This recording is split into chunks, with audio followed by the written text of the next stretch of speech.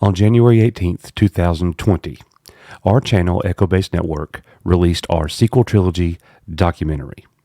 Now, if you've not seen it, why would you want to see it?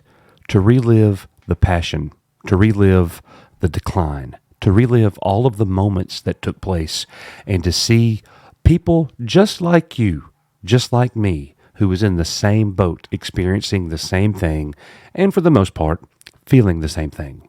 Well, Nick did a great job, my partner here at the channel. He got out our documentary. He sent the link to our films over at FilmThreat, and they have reviewed our documentary, and this is their review.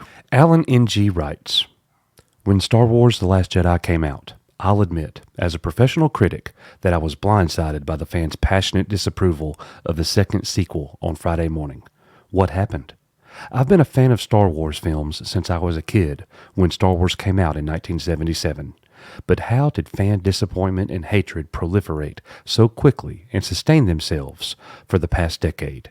The answers are now given to me by way of the Disney Star Wars Trilogy documentary. Writer-director Coach Groves, that's me, starts from the moment the Walt Disney Company purchased it in 2012.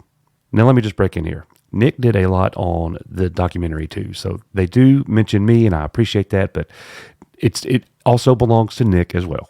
The filmmaker and his cohorts, the fine folks over at Echo Base Network, comb through seemingly the entirety of YouTube to tell this story.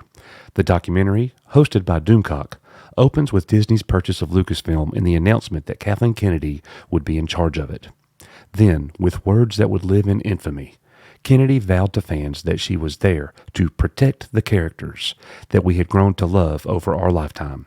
Immediately, the buzz was palpable, as J.J. Abrams was set to direct a new title in the franchise and the original cast was back.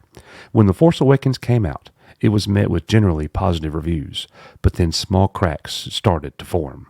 Soon, excitement and anticipation would be revived when Rian Johnson taking the writing and directing duties of The Last Jedi.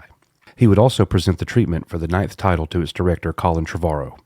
Then the cracks started to show when Mark Hamill started expressing his frustrations with Johnson's take on Luke. Many then believed the director had screwed the pooch with the 8th entry. Then issues with Trevorrow led to the final death knell with the Abrams-helmed The Rise of Skywalker. Disney is the corporate face of Star Wars, giving a reason for lifelong fans to give up and walk away. The Disney Star Wars Trilogy documentary is a laudable effort from the crew at Echo Base Network. They meticulously illustrate the events bringing Star Wars to the point of fan hatred or worse, apathy. They present it from both the fan's perspective and common a level-headed and common-sense viewpoint. The way Groves highlights Hamill's frustrations with Johnson is brilliant.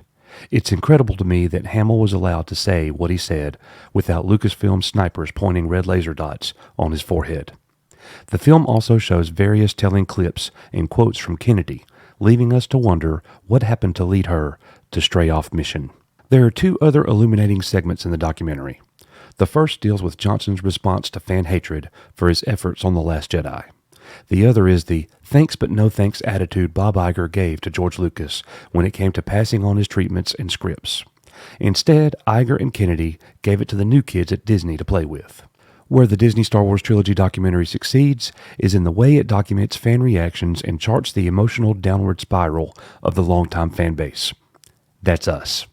The film is a veritable who's who of internet fandom, featuring many known critics such as John Campea and Jeremy Johns. Infamous YouTubers, Geeks and Gamers, Nerdrotic, and That Star Wars Girl are here as well. Even the ever-controversial Ben Shapiro gets a few clips.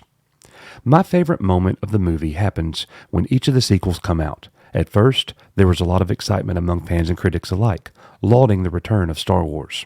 However, as time passes, this excitement dissipates as if the rose-colored veil of fandom has lifted, and a new reality sets in. It's fascinating to see this change in quick succession. For me, Star Wars has good and bad issues. I'm not exactly on the death of the franchise bandwagon, but at the same time, Disney clearly doesn't care about hardcore fans. But I also know there are fans who still love Star Wars in its current state. Though critical of Disney, I believe that the Disney Star Wars Trilogy documentary presents a fair, level-headed, and comprehensive prosecution of the Walt Disney Company and its treatment of its beloved franchise. Well, I sincerely want to say thank you to Alan N.G. for this excellent review of our work. We are so proud of it. And we really feel like our documentary is timeless. You'll always be able to go back to those moments during the filming of those three movies and the immediate aftermath of those three movies and see how the majority of us all felt. The feelings are still there when you watch it. It takes you right back into it. And a lot of people realize they don't want to relive that. Why would I want to go watch a documentary and go through all that again? Well, I think you'll find a lot of enjoyment and satisfaction in the process. Because if you need some ammunition to go at Disney, this gives it to you. If you've not ever seen our Star Wars Trilogy documentary, go and look in the description below. Click that. Give it a watch. Enjoy it. Give us your thoughts and comments, and we really appreciate it, guys. As we always say here, we are, you are. Echo Base Network. May the Force be with you. We'll see you guys on the next one.